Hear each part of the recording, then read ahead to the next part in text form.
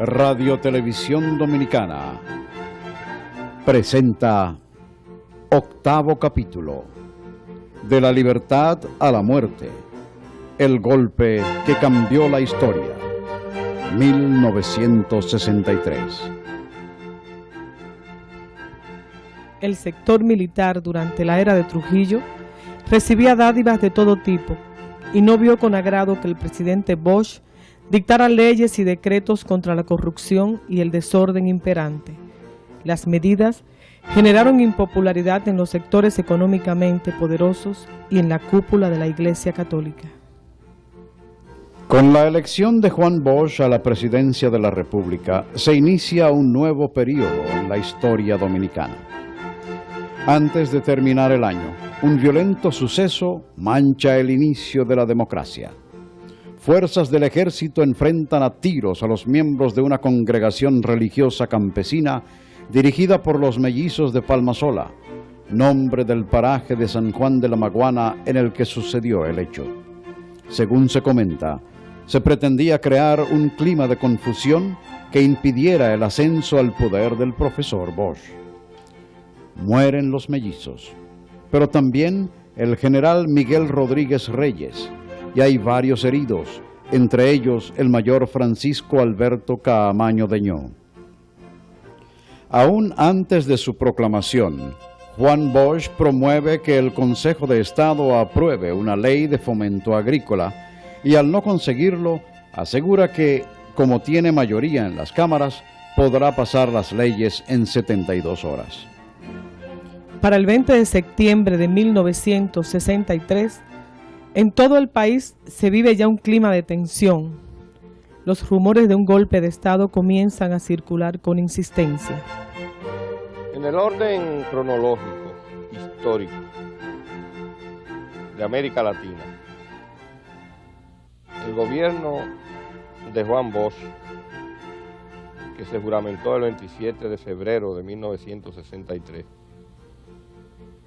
fue un caso excepcional, sui generis, en la historia política americana, porque no hay antecedentes en estos países del hemisferio nuestro de que a un gobierno dictatorial con las características del gobierno de Trujillo, en un periodo inmediatamente posterior a su desaparición en términos de gobierno personal, le sucediera un régimen democrático como fue el caso del gobierno de Juan Bosch, producto de unas elecciones nacionales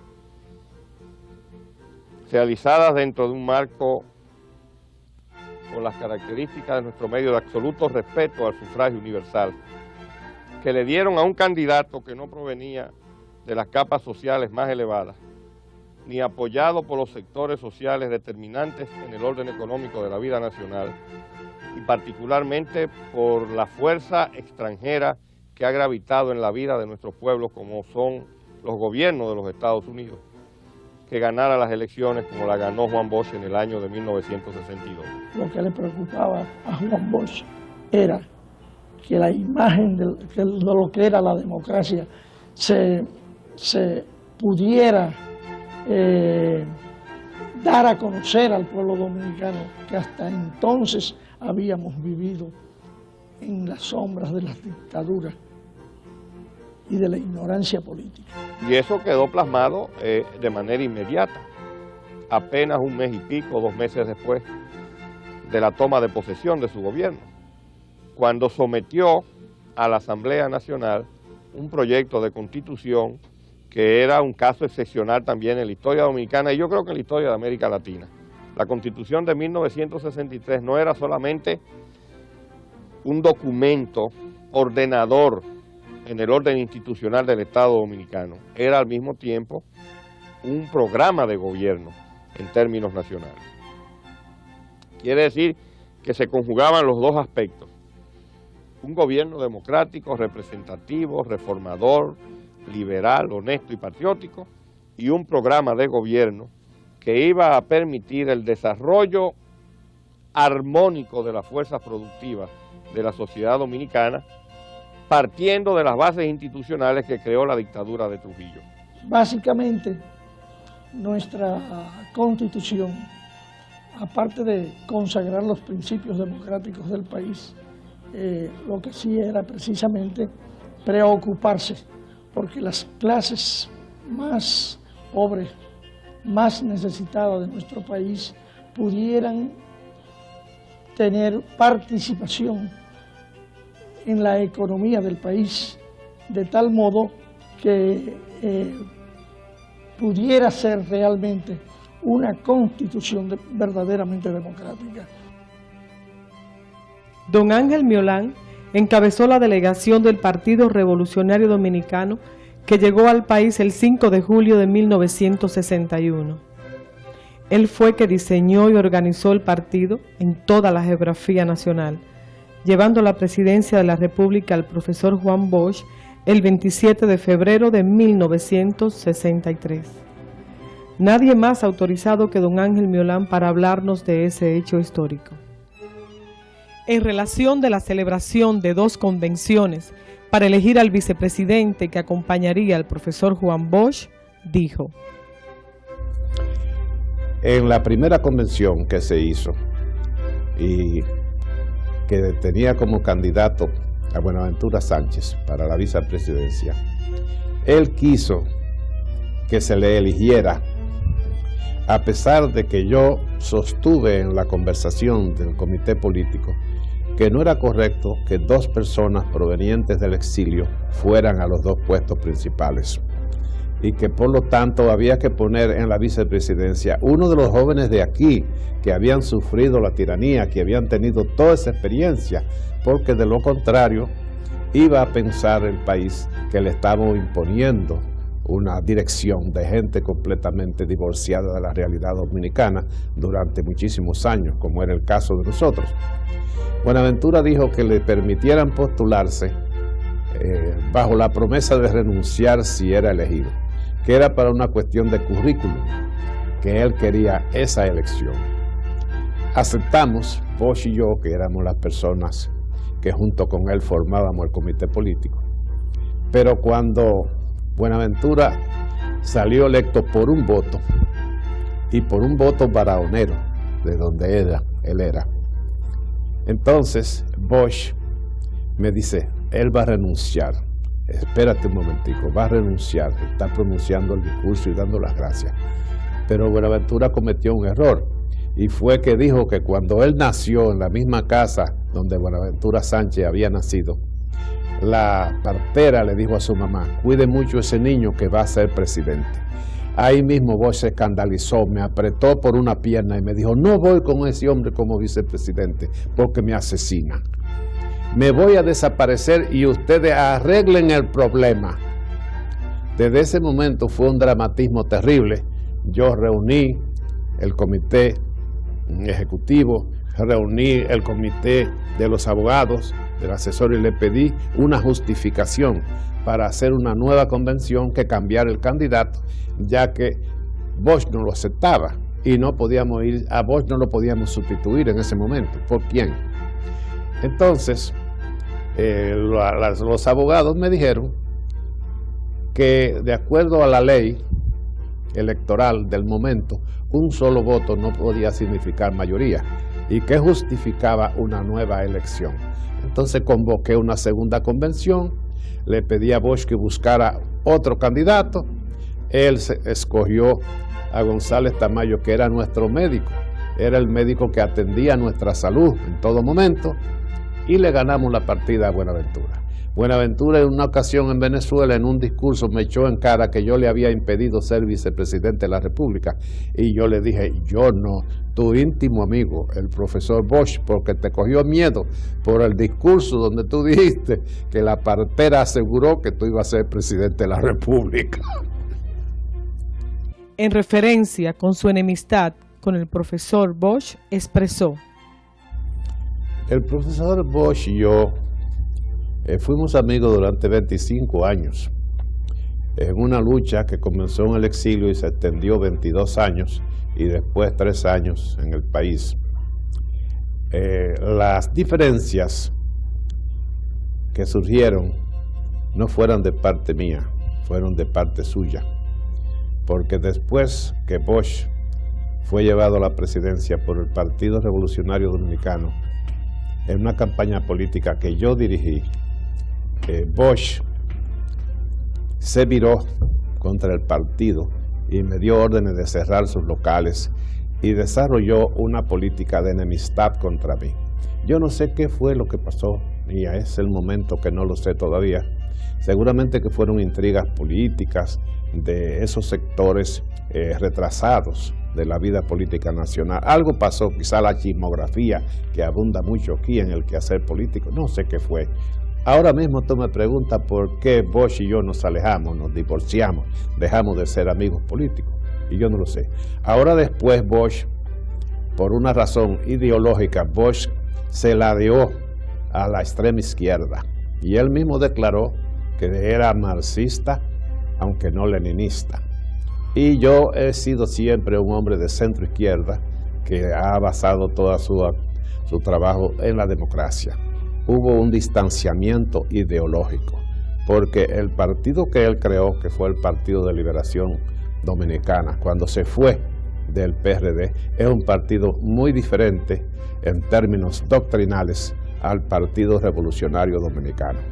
Yo entiendo que hubo razones personales que no sé cuáles fueron, y en segundo lugar hubo razones de doctrina que nos separaron y nos han mantenido separados políticamente en los últimos años, porque en lo personal no hay distancia. Bosch ha ido a tomar café a mi casa muchas veces, y donde quiera que nos encontramos nos hemos saludado con afecto y respeto.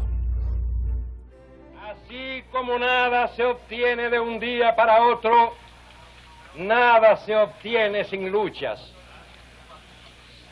Debemos luchar y lucharemos contra los obstáculos que tiene la República en su camino.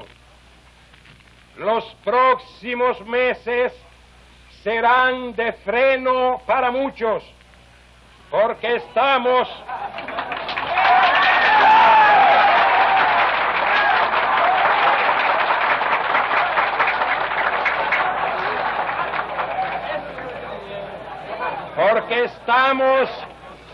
en el caso de evitar que las finanzas nacionales se nos desplomen a causa de gastos sin control.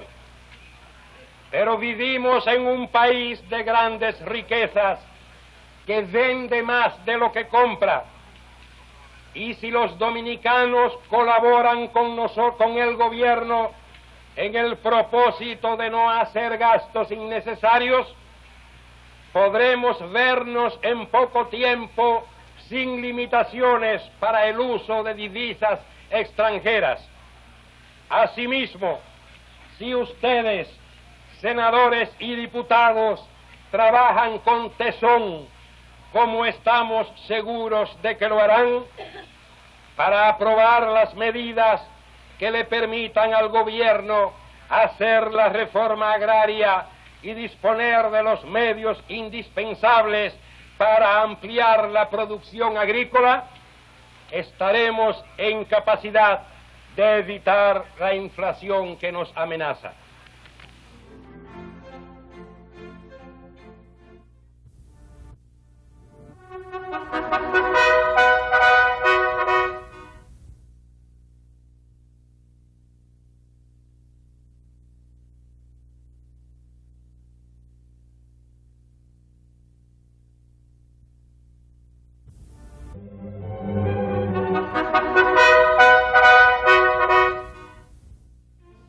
Ha dicho que además de la democracia política, deberemos tener también la democracia económica y la justicia social, que un grupito de tutumpotes disfruta de los recursos y riquezas del pueblo dominicano, que el Estado dominicano les da a ellos cientos de miles de dólares para comprar whisky y para que se diviertan en sus noches de fiestas en el Embajador, pero que no hay dinero para comprar tractores.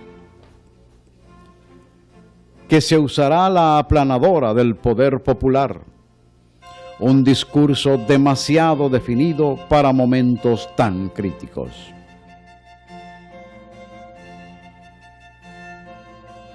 Mientras el profesor Bosch se juramentaba en el Congreso Nacional como presidente de la República, los cívicos se juramentaban como conspiradores. Los políticos cívicos, a pesar de haber sido derrotados, no aceptaron el gobierno de Bosch, y yo pienso que desde el mismo momento en que perdieron las elecciones, empezaron a concebir mecanismos para impedir su toma de posesión y luego su derrocamiento. Pero hubo otras causas que ya eran externas al país. Yo recuerdo que el profesor Bosch dio en una oportunidad una declaración relatando el encuentro que él sostuvo con el entonces presidente John Kennedy cuando el profesor Bosch era todavía presidente electo, y cuando él le dijo al presidente Kennedy que tenía la intención de anular la concesión que se le había hecho a la ESO Standard Oil para instalar las refinerías de petróleo en la República Dominicana.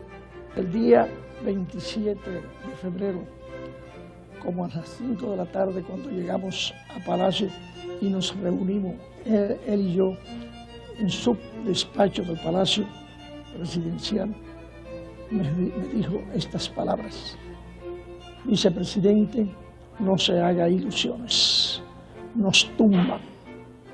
De modo que nosotros, lo que nos queda por hacer es que el tiempo que duremos, sea largo o sea corto, dar una demostración de lo que es la democracia para que el pueblo dominicano la conozca y esté en capacidad de luchar por ella.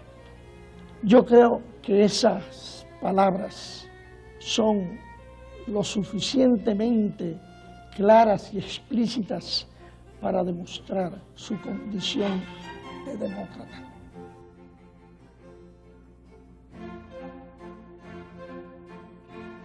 El gobierno del presidente Bosch tomó varias medidas que chocaban con la casta retardataria y privilegiada, ligada a los oscuros fragmentos del gran poder norteamericano. Esta fue una de las causas principales que argumentaron para darle el golpe de Estado.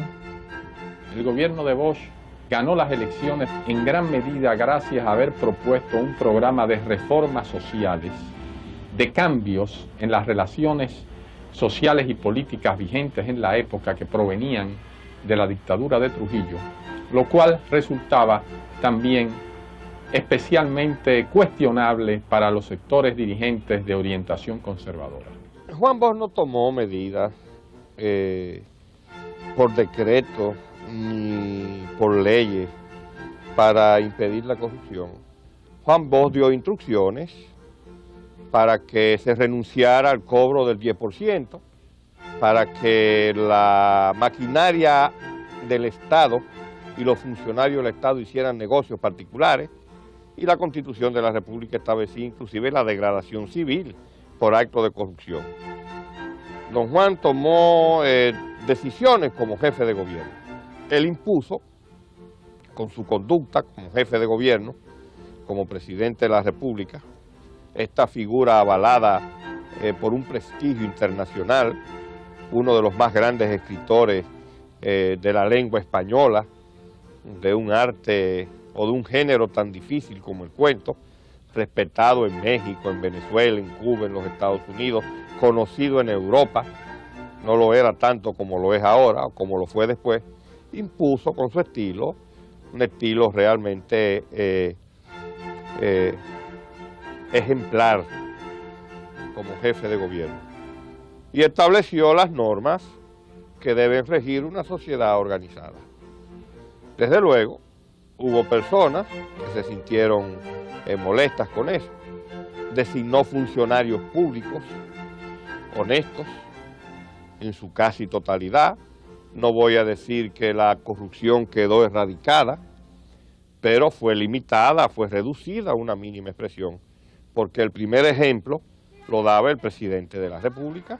Se ha dicho en innumerables ocasiones que Bosch debió haber tomado medidas en el momento de la toma de posesión acerca de los jefes militares, hacer cambios en las fuerzas militares, y que el no haberlo hecho fue lo que condujo en definitiva al golpe militar. Lo que sucedió fue que un sector de la jefatura de esas Fuerzas Armadas se corrompió y fue penetrada y adoctrinada y manejada por los delegados, por los agentes militares y políticos de los Estados Unidos. Un hecho muy interesante que yo debo mencionar aquí, de la visita del profesor Bosch al presidente Kennedy. El profesor Bosch regresó muy contento de su entrevista con el presidente Kennedy. Él sentía una gran admiración por el presidente Kennedy. Nos dijo que el presidente Kennedy le había solicitado, en presencia del secretario de Defensa de los Estados Unidos, que no cancelara, que no sustituyera y que no declarara en retiro a ningún militar, ningún alto militar de lo que hasta en ese momento estaban en las Fuerzas Armadas. El derrocamiento del profesor Juan Bosch implicó para la República Dominicana un atraso político y social equivalente a medio siglo. Cambió la historia, cuya consecuencia aún hoy día le está sufriendo el pueblo. Parece que la Iglesia jugó un papel importante en el golpe, no solamente en contra del gobierno de Bosch y en contra de Bosch en la campaña electoral, sino también en el preparativo del golpe. En todo el proceso de las manifestaciones de reafirmación cristiana, indudablemente el sector más conservador de la Iglesia, de la alta jerarquía, tuvo participación. Parece que además el supuesto del carácter comunista del gobierno de Bosch fue en cierta medida inoculado por algunas figuras del clero del país, posición que se puede explicar por el hecho de las posturas del régimen de Bosch en relación al problema de la educación, problema del concordato, de las relaciones Estado-Iglesia, y en general por la reticencia de ese clero proveniente del trujillismo, de esa jerarquía que había apoyado al trujillismo hasta enero de 1960 y que era reticente a un proceso de democratización. Todo ese proceso conspirativo contra el gobierno de Bosch encontró un campo muy fértil para desarrollarse. Lo que sucede es que Juan Bosch, como un político honesto, serio, tenía un criterio definido de la separación del Estado y la Iglesia en términos educativos, como pasa en todas partes del mundo, a excepción ya ni siquiera de Colombia. Yo creo que el único país que tiene vigente en términos reales un concordato en las condiciones que hay en la República Dominicana es este país. En el orden del desarrollo cultural, político y cultural, nuestro país había quedado rezagado, sobre todo en ese periodo de la última etapa del régimen de Trujillo posterior a la Segunda Guerra Mundial, donde afloraron concepciones y escuelas políticas totalmente diferentes, producto de la victoria de los países aliados contra el fascismo, en la cual jugó un papel determinante la Unión Soviética. Eso terminó influyendo en un sector del comercio atemorizado, en un sector de trabajadores, en una política radical, inconsecuente, propia de la inmadurez de los grupos de izquierda, que terminaron todos coincidiendo en contra de un gobierno democrático que lo primero que hizo fue respetar los derechos y las libertades públicas en nuestro país. El ataque a Palmasola, sección de San Juan de la Maguana, la muerte del general Rafael Rodríguez Reyes. En ese hecho, la determinación del presidente Bosch de entregarle tierra al campesino y propiciar justicia total ampliada para la clase más necesitada, puso en movimiento a la clase privilegiada que no estaba acostumbrada a vivir en democracia. Esta verdad histórica cobra vigencia, hace su eclosión y logra ir penetrando en sectores militares que, a mi entender, estaban ajenos a esa conspiración. Pero la incidencia fue tan fuerte, fue tan incisivo el combate que se libró contra el presidente Bosch y su gobierno, que indudablemente todos los que le dábamos seguimiento a esa conspiración, entre los cuales estoy yo, al movimiento, a las reuniones que se hacían en distintos sitios, que todos eran denunciados, nos llegaron a convencer, y yo creo que el primer convencido era el presidente Bosch, de que nos iban a derrocar. En esa época había un sector militar de origen trujillista poco educado, que no había tenido relación con la academia. Y este, a mi juicio, es un sector clave dentro del golpe, debido a que, aunque prestó apoyo al gobierno de Bosch al inicio, más bien en las elecciones, a la salida de la Unión Cívica en el gobierno del Consejo de Estado, en definitiva no era partidario de un proyecto democrático como el que representaba el gobierno de Bosch. Pero además de estos viejos militares de origen trujillista, había una nueva generación en las Fuerzas Armadas que estaba pugnando por abrirse camino. Y es la generación que puede decirse que va tomando más y más preponderancia en esos años. Se trata de personas jóvenes con formación académica, vinculados a la aviación, que es el cuerpo élite y preparado, que se forma a inicios de los años 50, por orden de Trujillo, y donde le da un papel relevante a su hijo Ramfis. Muchos de ellos han ido a estudiar al exterior.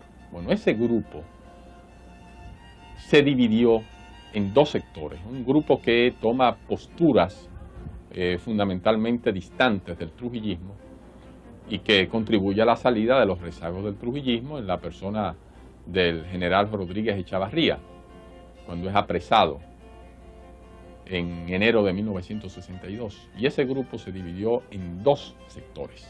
Esa generación se divide en dos sectores. Un sector de derecha, capitaneado por el general Elías Wessing y Wessing, a la sazón coronel, jefe del Centro de Estudio de las Fuerzas Armadas, CEFA, que era una especie de cuerpo élite, y un sector democrático de posiciones, podríamos decir, moderadas, pero democráticas, que es capitaneado desde aquel momento por el teniente coronel Fernández Domínguez. Yo fui enviado por mis superiores a estudiar en la zona del Canal de Panamá, y cuando retorné el 20 de mayo de ese mismo año, de 1963, comencé a oír rumores dentro del estamento militar de que se planeaba un golpe de Estado en contra del gobierno constitucional del profesor Juan Bosch, y que esos planes principalmente se hacían en la base aérea de San Isidro y en el antiguo Centro de Enseñanza de las Fuerzas Armadas, el antiguo CEFA. Los jefes de Estado Mayor de la Marina de Guerra de 1962 a 1996 fueron: Contraalmirante Enrique Rafael Valdés Vidaurre, Contraalmirante Francisco Javier Rivera Caminero, Comodoro Julio Alberto Rick Santamaría, Comodoro Federico Betances Pierret, Comodoro Ramón Emilio Jiménez Hijo, Comodoro Manuel A. Logroño Contín, Vicealmirante Francisco Amiama Castillo, Vicealmirante Olgo Manuel Santana Carrasco, Vicealmirante Arturo Bordas Betances, Vicealmirante Ernesto Pérez Navarro, Vicealmirante Víctor Manuel Barján Mutfi, Vicealmirante Juan de Jesús Jorge Cabrera, Vicealmirante Rubén Darío Jiménez Collado. Vicealmirante José Santos Sánchez. Vicealmirante Iván Vargas Céspedes. Vicealmirante Geraldo Santana Solano. Los jefes de la Policía Nacional de 1962 a 1996 fueron: Coronel José Caonabo Fernández González. Coronel Marco Antonio Jorge Moreno. Coronel Rubén Antonio Tapia Cecé. Coronel Secundino Pérez Peña. Coronel Rafael Bienvenido de Castro Ortiz. General de Brigada Belisario Peguero Guerrero. General de Brigada Hernández Pradel Brache. General de Brigada José de Jesús Morillo López. General de Brigada Luis Ney Tejeda Álvarez. General de Brigada Ramón A. Soto Echavarría. General de Brigada Braulio Álvarez Sánchez. General de Brigada Joaquín A. Méndez Lara. General de Brigada Rafael Guillermo Guzmán Acosta. General de Brigada Helio Osiris Perdomo Rosario. Mayor General Enrique Pérez y Pérez. General de Brigada Ney Rafael Nivar Seijas. General de Brigada José Ernesto Cruz Brea. General paracaidista Salvador Lluveres Montaz. General de Brigada Rafael Guillermo Guzmán Acosta. Mayor General Ney Rafael Nivar Seijas. Mayor General Robinson Brea Garó. Mayor General Dr. Virgilio Payano Rojas. Mayor General José Paulino Reyes de León. Mayor General José Félix Hermida González. Mayor General Manuel de Jesús Tejada Duvergé. Mayor General Ramiro Matos González.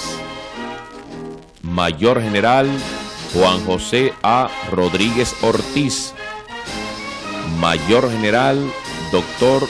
Rafael del Socorro Payán. Mayor General Rafael Antonio Tejada Báez. Mayor General Fernando A. Sánchez Aybar. Mayor General José Ramón Mota Paulino.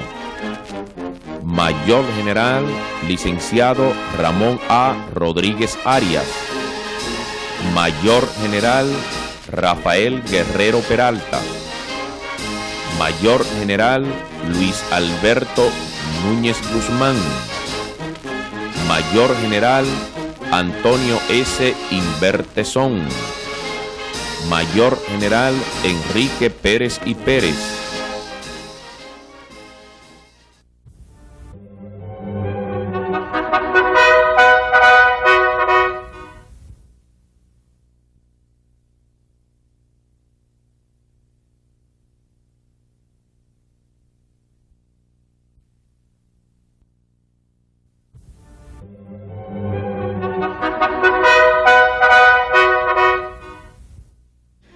El flamante presidente declara: estamos aquí con la decisión de trabajar, no de odiar, dispuestos a crear, no a destruir, a defender y amparar, no a perseguir.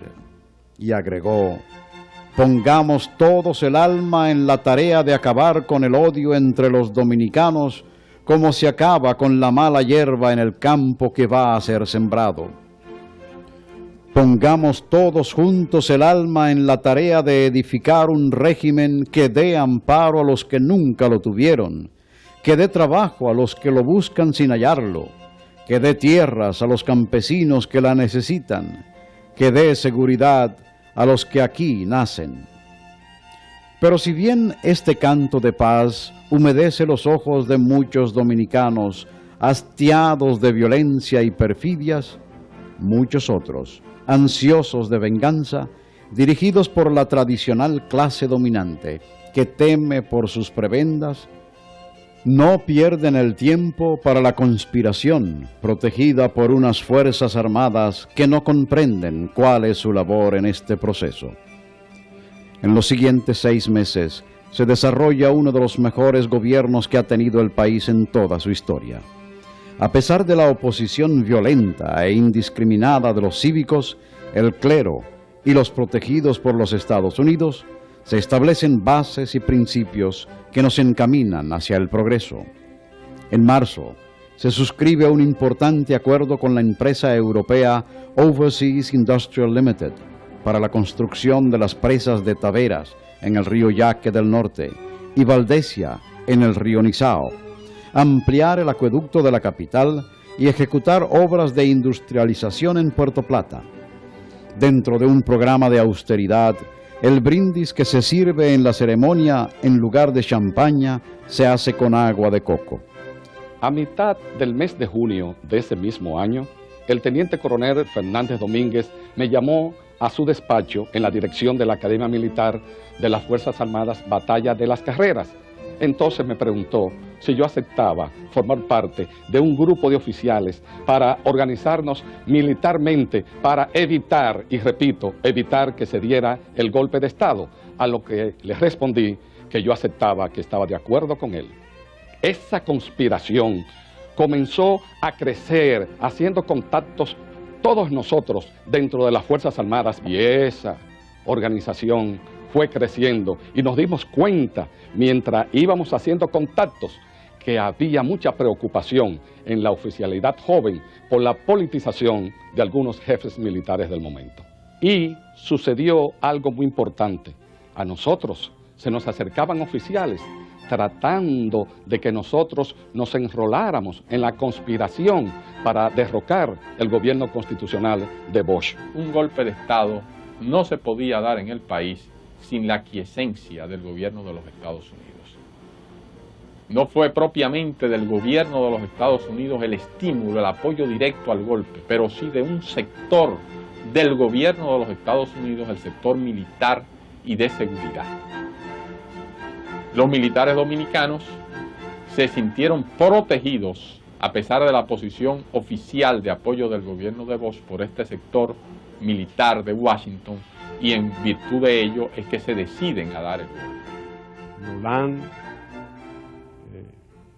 Jacobo Magluta, Peña Gómez, Casanova Garrido y yo hicimos esfuerzo para que el gobierno, si bien no querían al profesor Bosch, por lo menos que el gobierno constitucional, libremente elegido por el pueblo, continuara en el poder y que lo encabezara el vicepresidente electo González Tamayo, el doctor González Tamayo.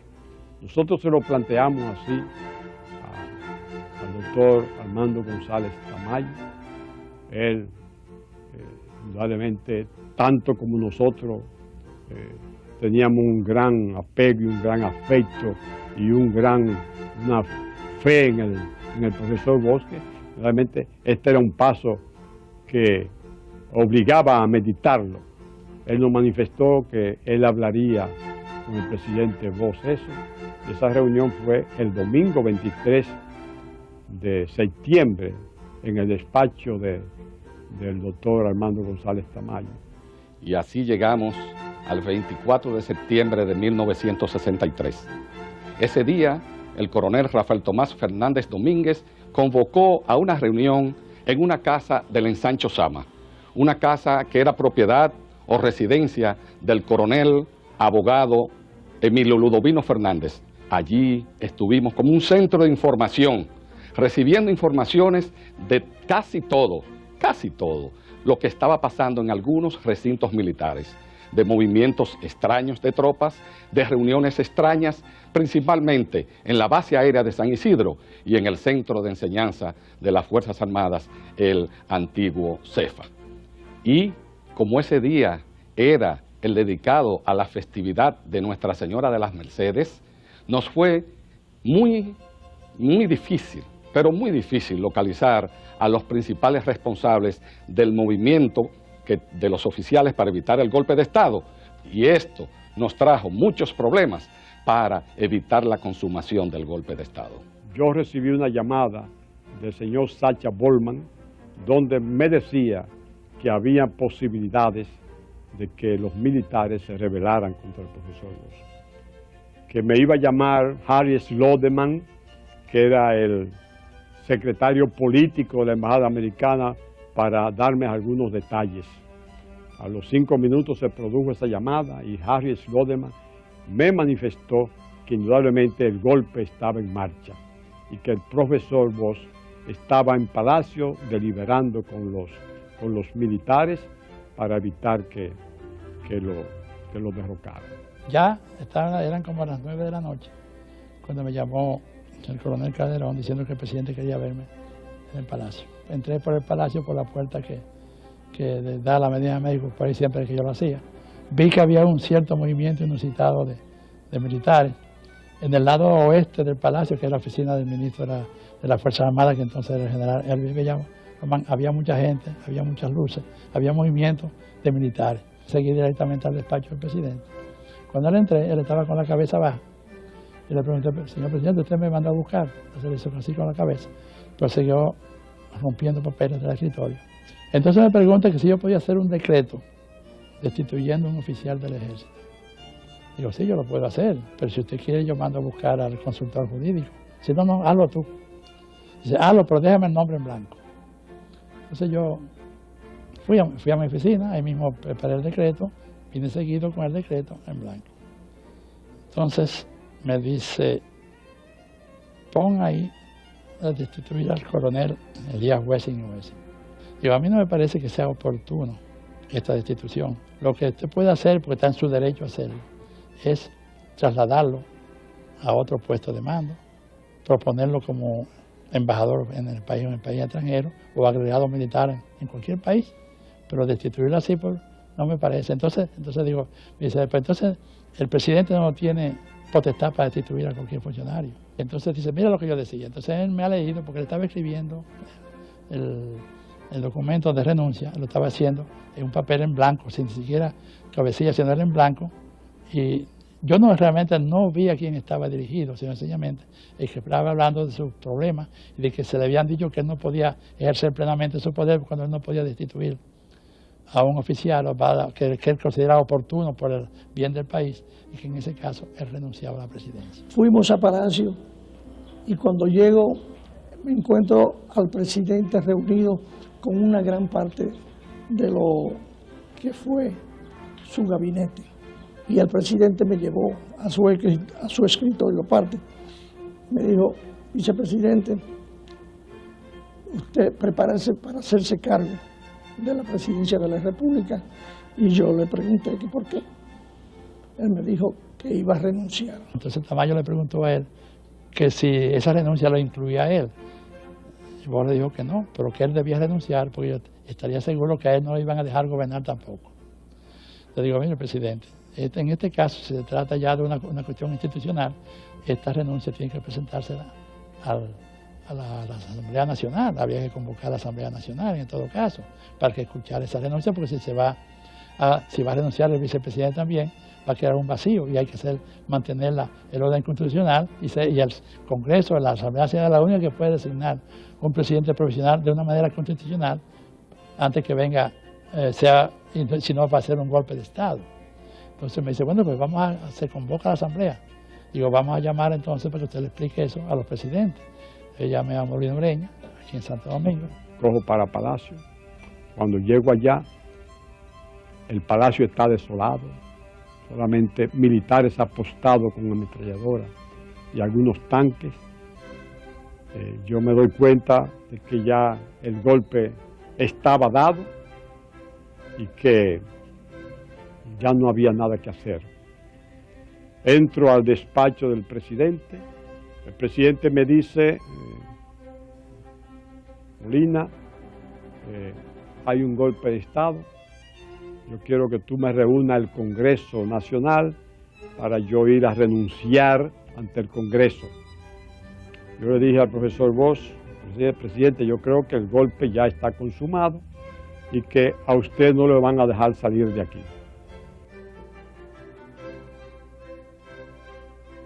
El coronel Fernández Domínguez, ¿y quién les habla? Nos dirigimos a la Academia Militar de las Fuerzas Armadas Batalla de las Carreras, donde prestábamos servicio y allí amanecimos a la expectativa toda la noche. Pero desgraciadamente, horas más adelante, se consumó el terrible golpe de Estado contra el gobierno constitucional y democrático del profesor Juan Bosch, lo que cambió de hecho la historia inmediata de la República Dominicana.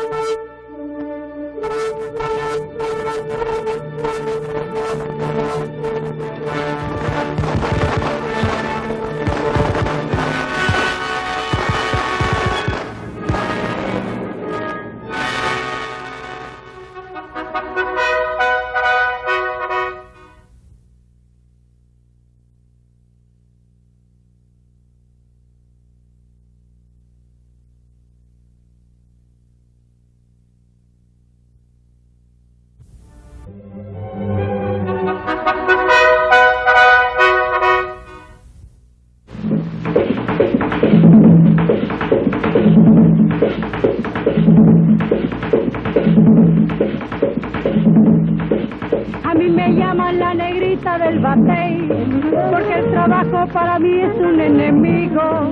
El trabajar yo se lo dejo todo al buey, porque el trabajo lo hizo Dios como castigo. A mí me gusta el merengue bien bailado, con un negrito sabrosón que hacía buen mozo. Y a mí me gusta bailar de medio lado, bailar bien apretado, este merengue bien sabroso.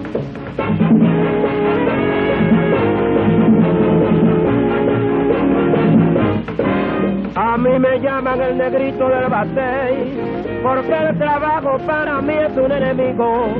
El trabajar yo se lo dejo todo al buey, porque ese asunto lo hizo Dios como castigo. Lo que me gusta es el merengue bien ripiao, con una blanca retrechera y buena moza. A mí me gusta recotarme enamorado, amaquearme a pan pillao, que es la cosa más sabrosa.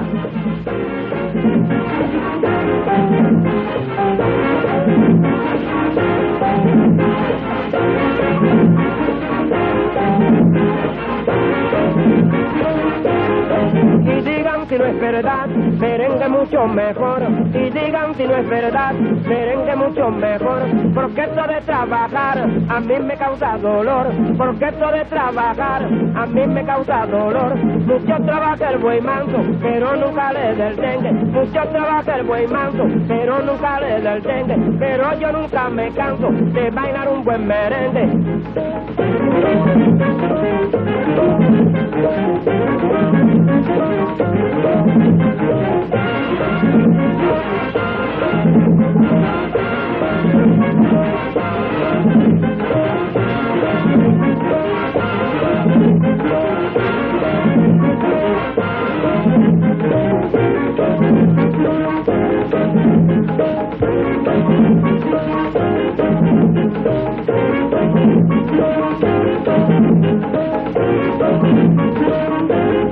Y digan si no es verdad, merengue mucho mejor. Y digan si no es verdad, merengue mucho mejor. Porque esto de trabajar a mí me causa dolor. Porque esto de trabajar a mí me causa dolor.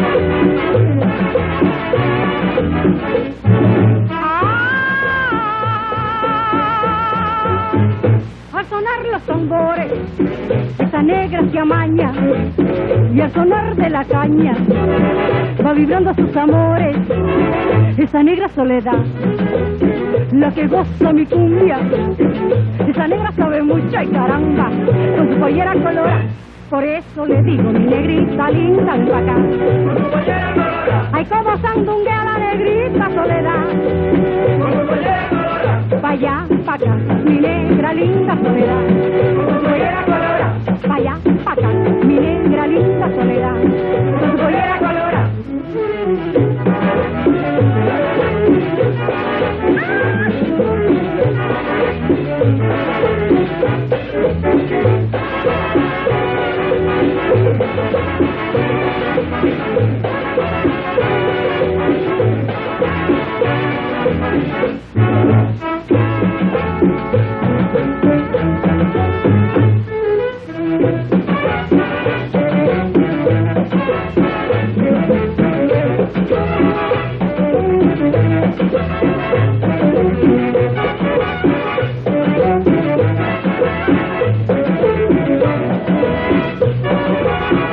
Por eso le digo mi negrita linda, ven pa' acá. Ay como sandunguea la negrita soledad, pa' allá, pa' acá, mi negra linda pa' gozar, con su pollera colora, pa' allá, pa' acá, mi negra linda soledad, con su pollera colora, pollera colora, con su pollera colora, con su pollera colora, con su pollera colora, con su pollera colora, con su pollera colora, con su pollera colora.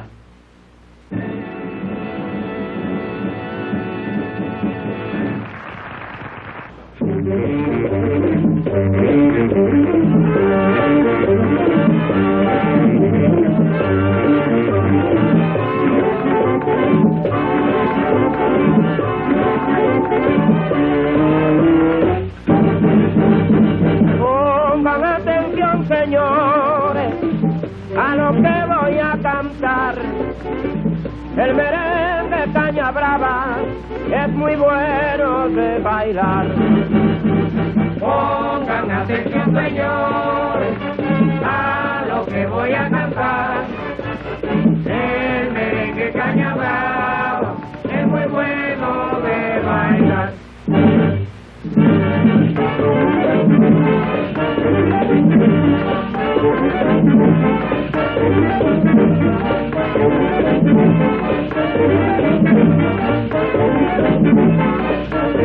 Me quemó la caña, me quemó el batey, porque en Montellano ya no hay que moler.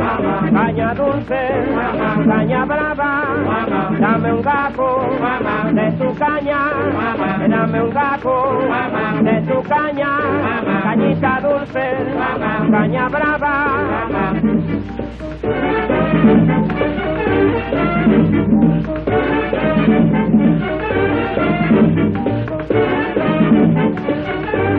Me quemó la caña, me quemó el batey, porque en Montellano ya no hay que moler. Caña dulce, caña brava.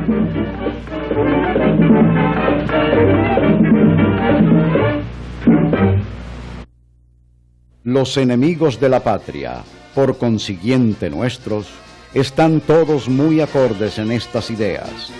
Destruir la nacionalidad, aunque para ello sea preciso aniquilar a la nación entera.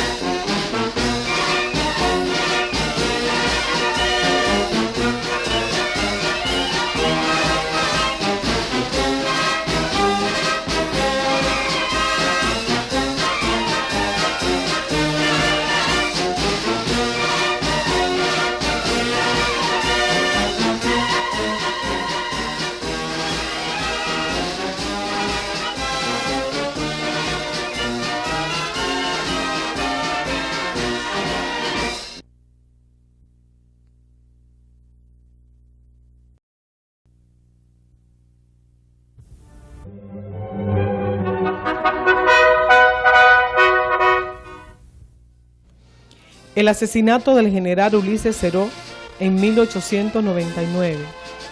La decisión de Juan Isidro Jiménez de quitarle el control de las aduanas a los Estados Unidos. La lucha del presidente Jiménez con Horacio Vázquez, las cuales dividieron el país en dos partes por apetencias personales y el error del presidente Jiménez de nombrar a Horacio Vázquez como jefe de la zona norte. Al caer el presidente Jiménez, las cárceles se llenaron de lilicistas y jimenistas, creando un caos total. 3 gobiernos en un año. En 1904, barcos de Estados Unidos bombardean a Villa Duarte, a la orilla del río Sama. Asimismo, la Improven Company exige el pago de su deuda. Las devastaciones de vidas y ganados ejecutado ese fatídico plan por Mon Cáceres. La división entre este y Horacio Vázquez. El asesinato de Mon Cáceres. Luchas entre generales políticos. La intromisión por la fuerza del Plan Wilson, presidente de los Estados Unidos en 1914. La resistencia del presidente Juan Isidro Jiménez de todas las presiones norteamericanas que lo enaltecen frente a la historia. Todos estos acontecimientos provocados por los Estados Unidos fue para invadir militarmente nuestra nación en 1916 hasta 1924. De esa ocupación nace el régimen de Trujillo, que bajo fuego, torturas, crímenes y corrupción, los Estados Unidos y la Iglesia lo mantuvieron 31 años. Después de Trujillo, sucedieron varios gobiernos de facto. Poco tiempo después, el profesor Juan Bosch, por elecciones libres, llega a la presidencia de la República, pero no es del agrado de los Estados Unidos y lo derrocaron. Radio Televisión Dominicana presenta octavo capítulo, segunda parte.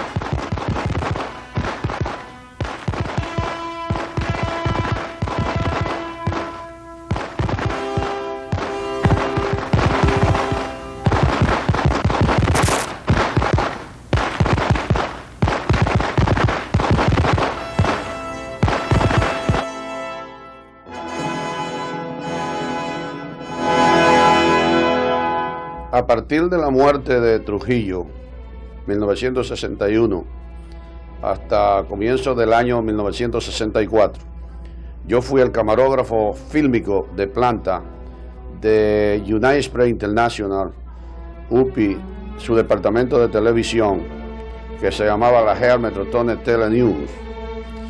Y cuando el profesor Bosch tomó el juramento de la presidencia, yo también reporté todos esos hechos y todos esos sucesos.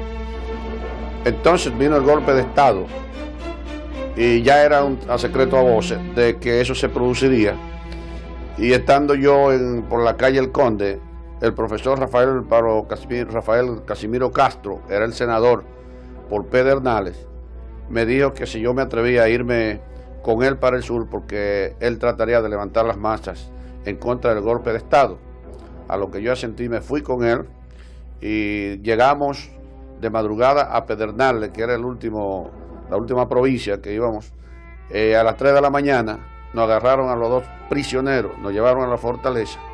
Era un capitán del ejército y yo porté mi carnet de prensa internacional, pero después de las 5 o 6 de la mañana de haber dormido prisionero, el capitán decidió ponerme a mí en libertad y dejar preso al senador, a lo que yo le dije que no me iba sin el senador porque andábamos juntos. Entonces Casimiro Castro me llamó aparte y me dijo: Hugo, vete, que es lo más conveniente. Yo entendí inmediatamente, salí para Santo Domingo aproximadamente a las 7 de la mañana y llegué aquí a las 5 de la tarde. me dirigí a la casa de doña Angelita Bosch, una de las mujeres más nobles y cultas que yo he conocido, ahí cerca del Parque de Independencia, donde se residían ellas, las hermanas del profesor Bosch. Y una vez allí subí al segundo piso de la casa, allí estaba ella con un grupo de los ministros de Estado de Bosch. Allí yo no tenía 5 minutos o 10 minutos de haber llegado. Seguido llegaron lo que le llamaban las perreras y nos metieron a todos juntos prisioneros y nos llevaron a la Policía Nacional. Yo también invoqué mi carnet, saqué mi carnet y se lo enseñé a Belisario Peguero y nos detuvieron unos cuantos minutos y salimos otra vez. A partir de ese momento comenzó una noche larga y oscura para la República Dominicana y entonces yo seguí filmando todos los sucesos y las luchas en las calles que hasta hoy ha gravitado ese golpe de Estado sobre la República Dominicana. ¿No sabéis que los injustos no poseerán el reino de Dios? Ni los ladrones, ni los avaros, ni los borrachos, ni los maldicientes, ni los robadores heredarán el reino de Dios. Primera de Corintios 5, capítulo 6, versículos 9 y 10. 40 años estuve disgustado con la nación y dije: pueblo es que divaga de corazón, y no han conocido mis caminos. Por tanto, juré en mi furor que no entraría en mi reposo. Salmo 95, versículos 10 y 11. Las Fuerzas Armadas que ejecutan la acción publican un manifiesto al país con el cual intentan vanamente explicar las razones de su crimen anticonstitucional e instauran una junta provisional de gobierno mientras los partidos conservadores buscan a los candidatos para integrar un Consejo de Estado. Llegan al palacio, por supuesto, Viriato Fiallo, Juan Isidro Jiménez Grullón, Manuel Enrique Tavares y Emilio de los Santos. 3 días después sale Juan Bosch de nuevo hacia el exilio. Acompañado por su esposa Carmen Quidiello, se le impide hablar en el aeropuerto cuando espera su salida hacia Puerto Rico. Queda conformado un triunvirato, integrado por Emilio de los Santos, Manuel Enrique Tavares y Ramón Tapia Espinal. Al mes siguiente, la Asamblea Nacional, reunida en secreto, desconoce al triunvirato y designa como presidente provisional a Juan Casasnovas Garrido.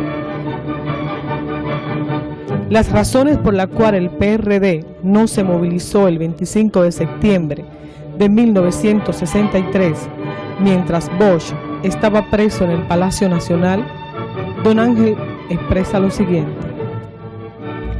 El Partido Revolucionario Dominicano, no obstante todas las agresiones que recibió del presidente que llevó al poder, que fue el profesor Bosch, se mantuvo siempre leal al gobierno del profesor Bosch.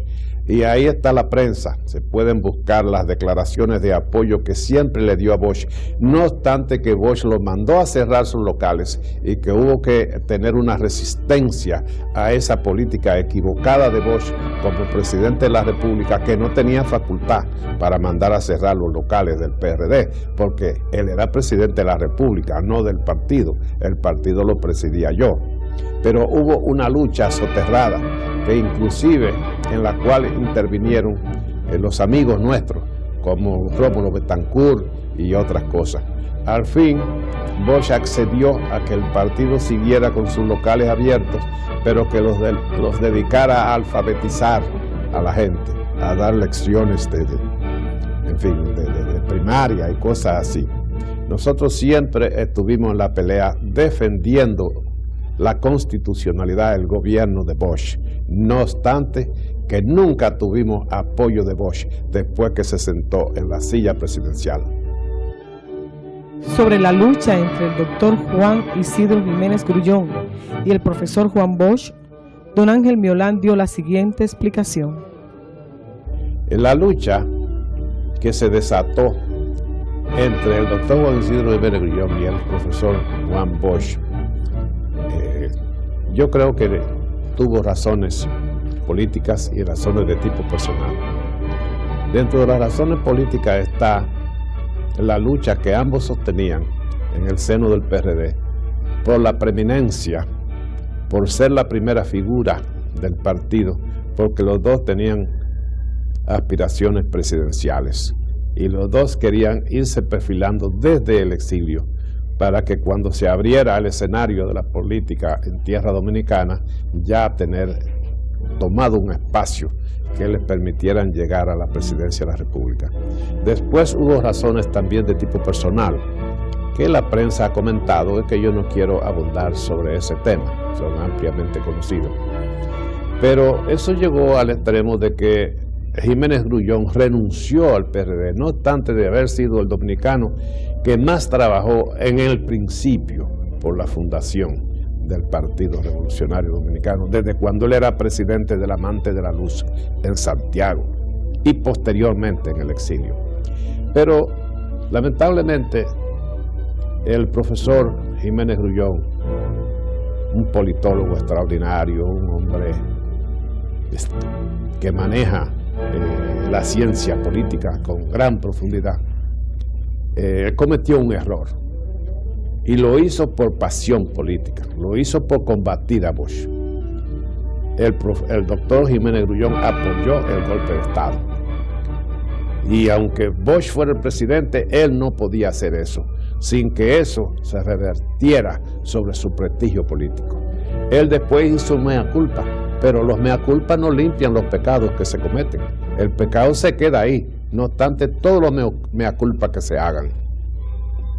Yo guardo un recuerdo de respeto por el profesor Jiménez Grullón, porque en los inicios de esta lucha en Santiago, en los años del 29 al 34, cuando se hizo la primera rebelión de la juventud dominicana frente a la tiranía de Trujillo, que dirigió el empresario Ramón Vilapiola, que murió hace poco.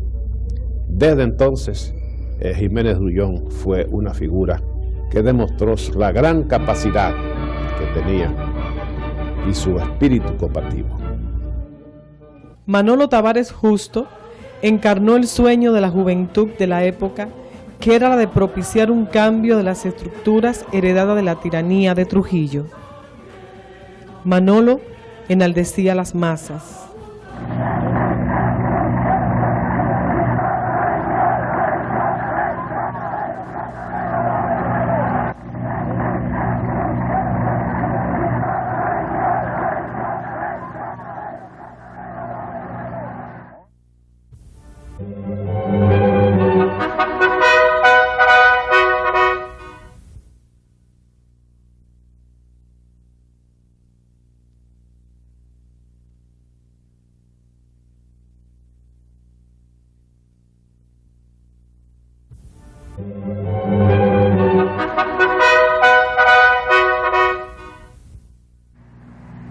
El 14 de junio sabe muy bien dónde están las escarpadas montañas de Quisqueya. A ellas iremos y en ellas mantendremos encendida la antorcha de la libertad, de la justicia, el espíritu de la revolución.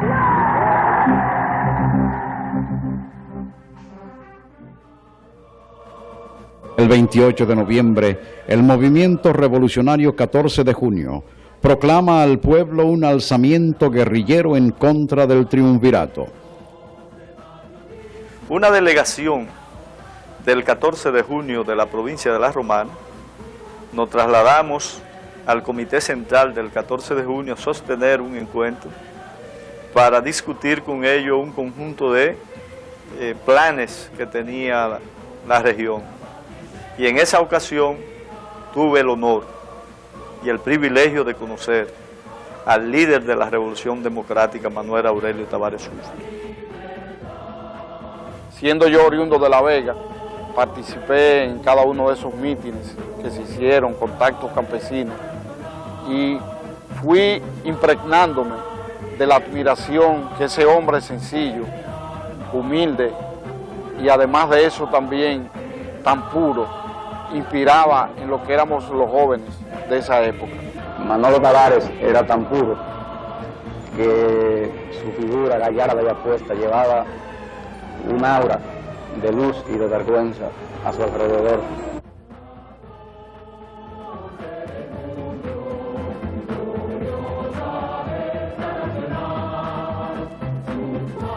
En el momento me encontré frente a un hombre con una personalidad muy definida, muy firme, valiente, revolucionario, pero a la vez cariñoso, amistoso. Sumamente avanzado y progresista, de tal forma que el tratamiento de él para las mujeres que pertenecíamos al movimiento era un tratamiento igualitario al de los hombres en aquella época, de tal manera que nosotros, en vez de sentirnos discriminadas, nos sentíamos importantes para Manolo.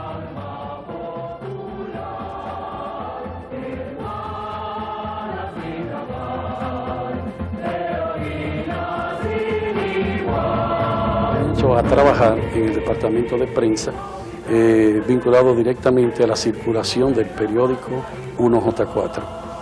Allí tuve la oportunidad de compartir con Manolo un momento muy agradable, de muchas grandes experiencias, y esto pues me hizo ser cada día una persona más vinculada al liderazgo que él demostraba en esos tiempos. Creo, sin ningún género de dudas, que Manolo Tavares ha sido y es, hasta el momento, el líder político de más pureza, de más profundidad en cuanto a sentimientos y de más entrega por los intereses de la patria que ha habido en este país.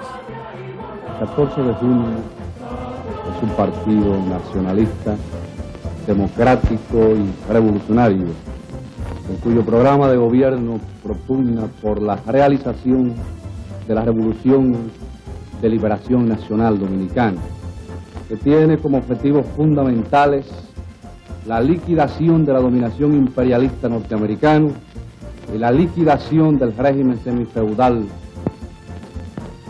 que determina las condiciones imperantes en el campo dominicano.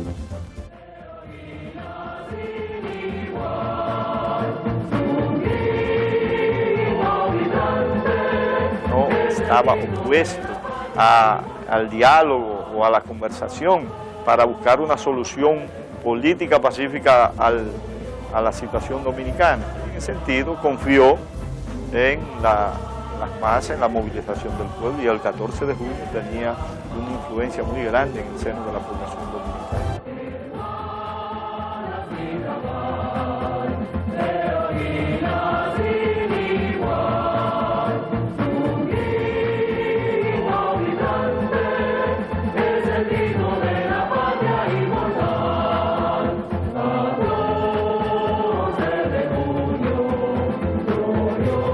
Era claro para la oligarquía que el 14 de junio sería la organización que estaba en disposición de dar una respuesta a ese golpe de Estado, porque lo había manifestado en reiteradas ocasiones. Manolo me dice: Elsa, llama a todo el Comité Central, comunícale que el golpe de Estado se dio. Y en ese sentido se organizaron las guerrillas que en 28 de noviembre de 1963 irrumpe en todo el territorio nacional el Frente Guerrillero. Fruto de ese acontecimiento se produce en la conciencia nacional una actitud que desarrolla amplias jornadas de lucha, incluso huelgas insurreccionales que dan al traste, probablemente, con el triunvirato en 1965. Los insurrectos están comandados por el doctor Manuel Aurelio Tavares Justo, mejor conocido como Manolo Tavares, el viudo de Minerva Mirabal. Su grupo, en Las Manaclas, se denomina Frente Guerrillero Enrique Jiménez Moya. Otros frentes son abiertos en El Limón y La Berrenda de Miches, La Horma de San José de Ocoa y en Bauruco de Enriquillo. El documento que se da a conocer dice: como representantes consecuentes y resueltos del pueblo dominicano, nos hemos visto abocados a escoger medios y terrenos heroicos para rescatar y enaltecer la legítima lucha popular por la constitucionalidad, la paz, la justicia social y la independencia nacional. El 3 de diciembre, el triunvirato declara ilegal el movimiento 14 de junio con las consecuentes persecuciones. Días después, el gobierno de los Estados Unidos reconoce formalmente al triunvirato y anuncia que restablecerá la ayuda económica y militar que había sido suspendida desde el golpe de Estado. La ida de Manolo a las Manaclas no es el simple hecho de un líder que se compromete en un escenario público a decir que él sabe dónde están las escarpadas montañas de Quisqueya. Es algo más, es la dimensión de Manolo junto con la de Minero. La selección de que fui objeto para participar en la guerrilla, hasta el día de hoy, ya en este meridiano, en cuanto a edad se refiere, es una de las honras más grandes que tengo. No obstante, lo que significó ese frente guerrillero en términos de sangre, de apresamiento, de interrupción de estudios, de cambio de vida total en lo que nosotros habíamos sido antes de ese acontecimiento. Pero todos estamos muy alegres, todos estamos convencidos de que una empresa de esta naturaleza era necesaria, que el pueblo la iba a apoyar. Todos ahí se portaron de manera correcta, comenzando por Manolo, que era quien daba el ejemplo. Y Manolo se comportó siempre con mucha dignidad, con mucho valor y mucho compañerismo también. Regularmente Manolo, cada vez que tenía la oportunidad, nos aconsejaba y nos preguntaba por la familia, cómo te sientes, cómo todo esto. Nosotros estamos luchando por la patria, por el país. Ustedes conocieron la dictadura de Trujillo. Como salimos de allá, vamos a continuar con el mismo valor con que salimos. Ahora, Manolo era un ser demasiado bueno. O sea, el que un comandante de una guerrilla someta a votación si hay rendición o no, indica el carácter de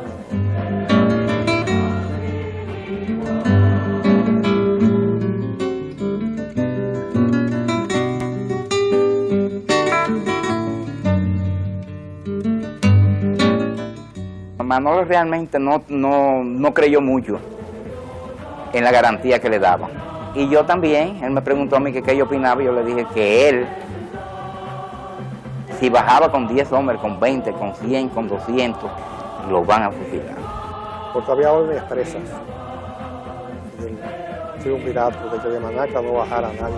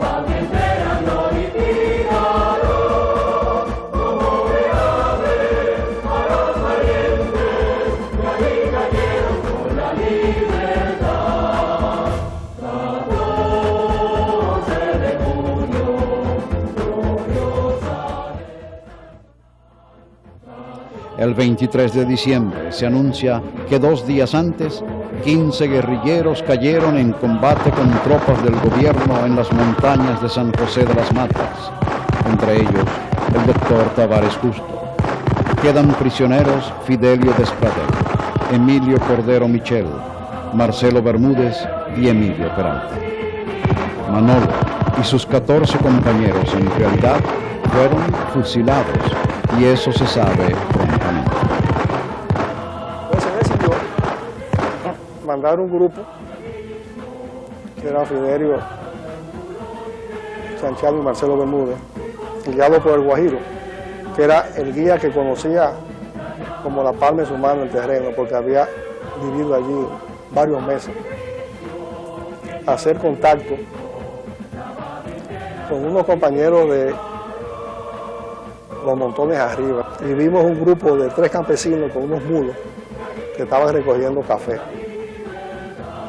Y León Teixeira y yo fuimos a los campesinos, los hicimos presos, los subimos. Y ahí hablamos con ellos para que nos sirvieran de guías para ir hasta el comando militar más cercano, con el objetivo de negociar la rendición del gobierno. Y yo no volví a ver más nunca ni a Manolo ni a ninguno de sus compañeros.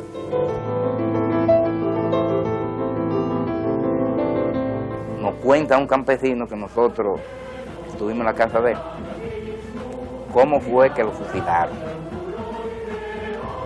Nos dice que lo agarraron preso, lo amarran, los 15, eran 16, Manolo. Entonces me dice el campesino que a ellos lo llevaron a punta de pistola a decirle cómo se fusilaban los comunistas. Vengan a ver cómo fue con bayoneta. Dejaron a Manolo para uno.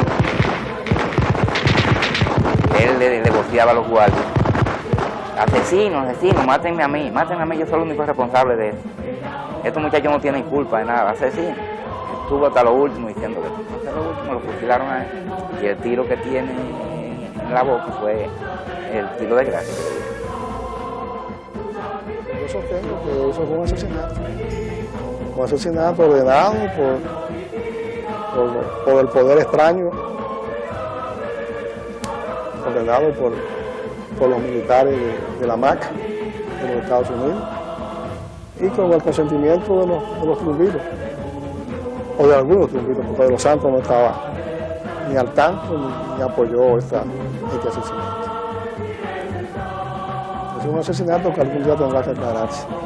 La muerte de Manolo Tavares, mejor dicho, el asesinato, el fusilamiento de Manolo Tavares, es uno de los golpes más grandes que ha recibido la historia de la República Dominicana. Nunca creo que se podrá valorar en su verdadera dimensión esa pérdida para la patria.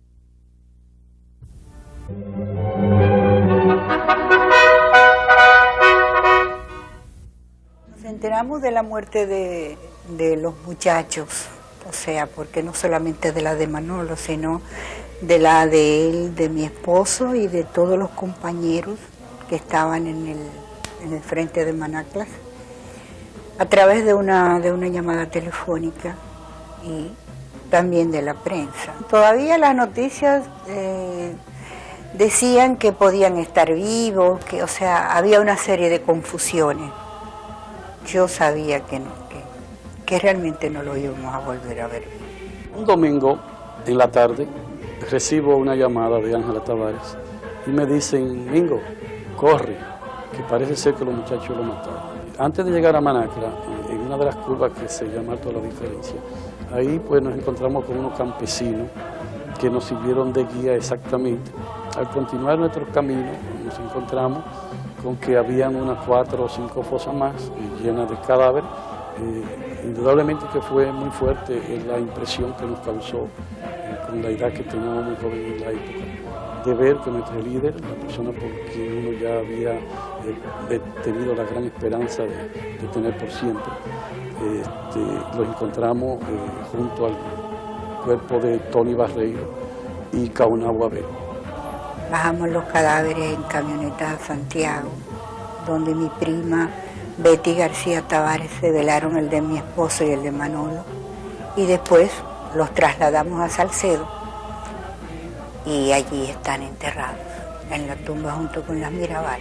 Lo que significó para los compañeros que estábamos en la Victoria el conocer la noticia de Manolo, de la muerte de Manolo, nos despertó la exclamación, el grito de Cruz Peralta, que había sido nuestro comandante cuando mataron a Manolo.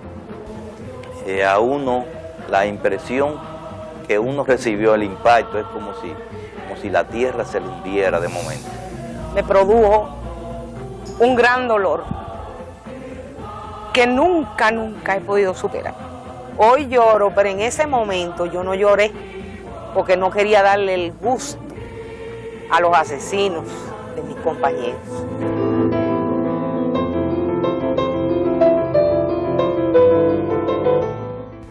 Para mí significa, o sea, el haber sido hermana de Manolo.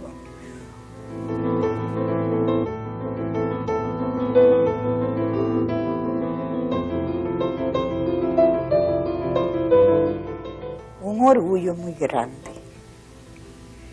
Y para mí, pues eso es un regalo muy especial, haber podido compartir con él cosas tan lindas y también cosas tan tristes. En esas Navidades tristes, la indignación es amplia y rotunda. Don Emilio de los Santos renuncia como presidente del triunvirato y es escogido como sustituto Donald Reed Cabral. El playboy dominicano Porfirio Rubirosa durante 25 años tuvo en sus manos las mujeres más famosas y atractivas del mundo. En Santo Domingo lo observamos en una lidia de gallo con el empresario Manuel de Jesús Perelló.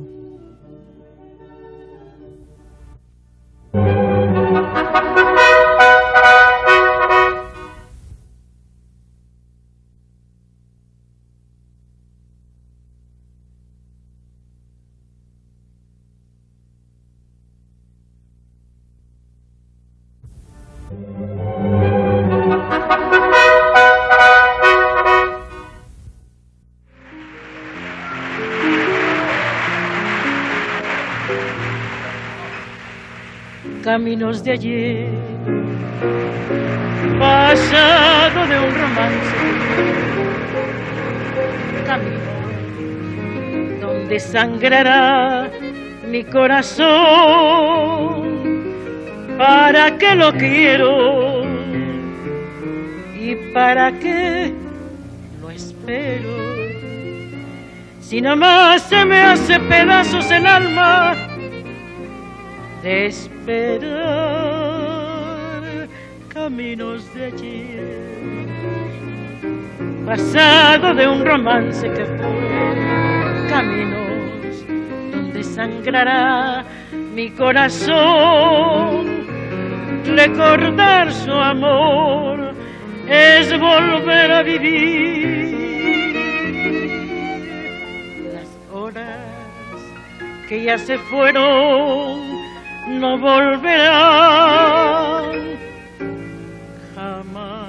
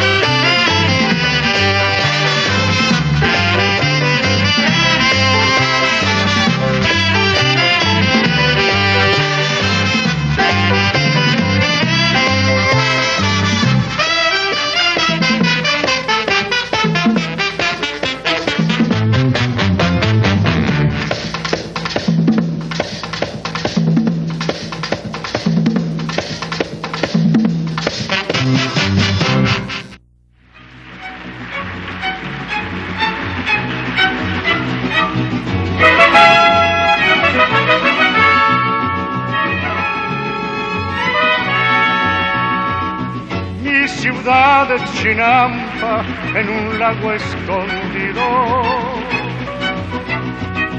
Es ensontle que busca en donde hacer nido. Reguilete que engaña la vista al girar. Baila el sol del tequila y de su valentía. Es jinete que arriesga la vida en un lienzo de fiesta y color. Mi ciudad es la cuna de un niño dormido. Es un bosque de espejos que cuida un castillo. Monumentos de gloria que velan su andar. Es un sol con penacho y zarape veteado que en las noches se viste de charro y se pone a cantarle al amor.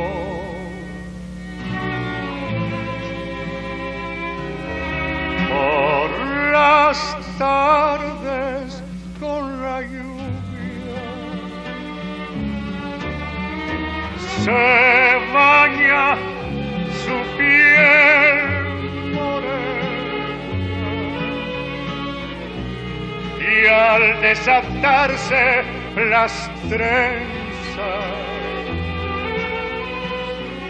sus ojos tristes se cierran. Mi ciudad de Chinampa en un lago escondido. Es ensontle que busca en donde hacer nido. Reguilete que engaña la vista al girar. Baila el sol del tequila y de su valentía. Es jinete que arriesga la vida en un lienzo de fiesta y color. Es un sol con penacho y zarape veteado que en las noches se viste de charro y se pone a cantarle al amor. El sol del tequila y de su valentía. Es jinete que arriesga la vida en un lienzo de fiesta y color. Es un sol con penacho y zarape veteado que en las noches se viste de charro y se pone a cantarle al amor.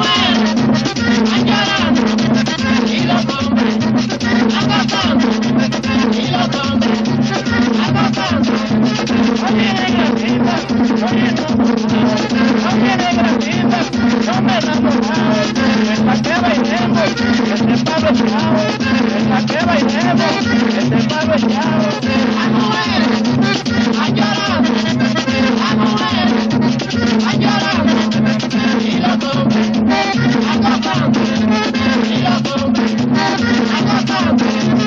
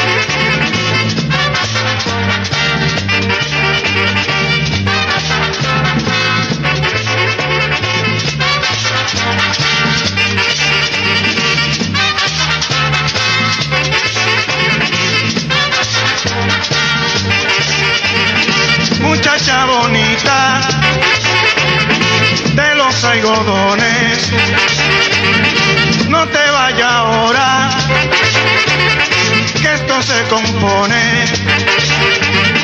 Hice un juramento, voy a quedar mal, voy mujer y no lloro, voy te iba a llorar,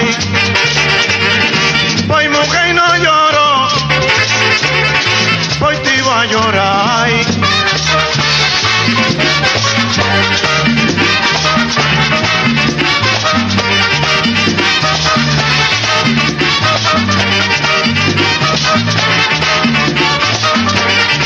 Muchacha bonita de los algodones, muchachita linda de los algodones, no te vayas ahora, que esto se compone, no te vayas ahora, que esto se compone. Hice un juramento, voy a quedar mal, hice un juramento, voy a quedar mal, voy mujer y no lloro, voy te iba a llorar, voy mujer y no lloro, voy te iba a llorar.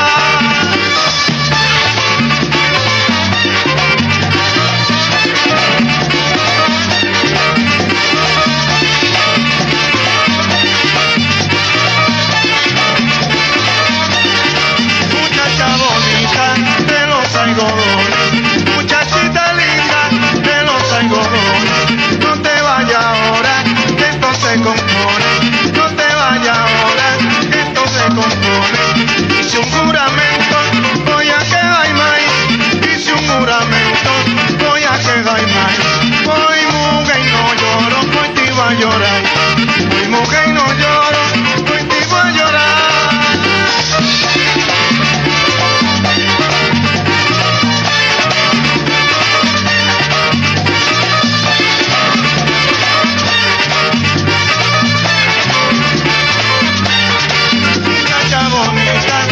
De los algodones, muchachita linda de los algodones, no te vayas ahora, que esto se compone, no te vayas ahora, que esto se compone. Hice un juramento, voy a quedar mal, hice un juramento, voy a quedar mal, voy mujer y no lloro, voy te iba a llorar, voy mujer y no lloro, voy te iba a llorar.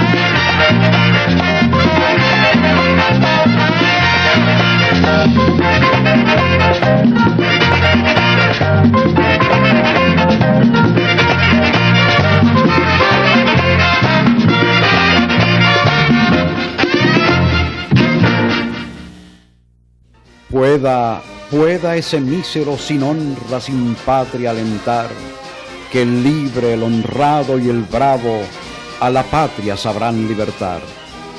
Adelante, patricio constante, por la patria vencer o morir. Es infame quien dude un instante que sin patria es mejor no vivir.